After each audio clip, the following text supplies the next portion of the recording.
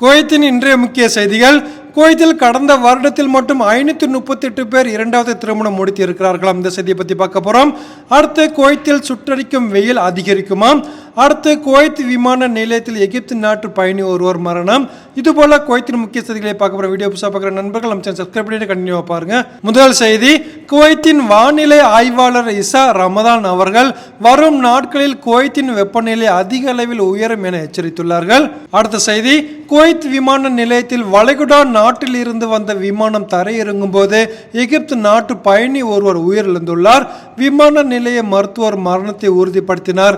உடலை பரிசோதனைக்காக தடவியல் மருத்துவ பிரிவுக்கு அனுப்பப்பட்டு விசாரணை நடைபெற்று வருவதாக செய்திகள் வெளியாகியுள்ளது. அடுத்த செய்தி, குவைத்தில் தனது மாணவர்களில் ஒருவரை இணையம் வழியாக விபச்சாரத்திலும் மோசமான செயல்களிலும் ஈடுபட தூண்டியதாக குற்றம் சாட்டப்பட்ட குவைத் ஆசிரியர் ஒருவரை காவலில் வைக்க குவைத் பப்ளிக் ப்ராசிக்யூஷன் உத்தரவிட்டுள்ளது.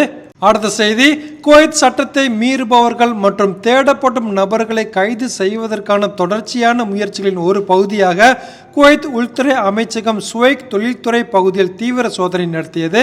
இந்த சோதனையில் பலர் கைது செய்யப்பட்ட சட்ட நடவடிக்கை எடுக்கப்பட்டு நாடு கடத்தப்படுவார்கள் என செய்திகள் வெளியாகியுள்ளது. அடுத்த செய்தி, குவைத் போக்குவரத்து துறை சுமார் 38,725 விதி மீறல்கள் பதிவு செய்யப்பட்டு 69 சிறுவர்களை வாகனம் ஓட்டியதற்காக நீதிமன்றத்திற்கு பரிந்துரைக்கப்பட்டுள்ளது. அடுத்த செய்தி, நேற்று குவைத்தின் தெற்கு அமங்கரா பகுதியில் தீ விபத்து ஏற்பட்டுள்ளது. சம்பவ இடத்திற்கு விரைந்து வந்த குவைத் தீயணைப்பு படை வீரர்கள் தீயை கட்டுப்படுத்தினர். இந்த தீ விபத்தில் யாருக்கும் காயம் எதுவும் ஏற்படவில்லை என செய்திகள் வெளியாகியுள்ளது. அடுத்த செய்தி, இன்று காலையில் நேபாளத்தில் 19 நபர்களுடன் புறப்பட்ட விமானம் விபத்துக்குள்ளானதில் சுமார் 18 நபர்கள் உயிரிழந்துள்ளனர் என செய்திகள் வெளியாகியுள்ளது. அடுத்த செய்தி, குவைத்தில் 2023ஆம் ஆண்டு நடைபெற்ற திருமணங்கள் குறித்த புள்ளி விவரங்களை குவைத் நீதி அமைச்சகம் வெளியிட்டுள்ளது. அமைச்சகத்தின் திருமண பதிவுத்துறை இந்த அறிக்கையை வெளியிட்டுள்ளது.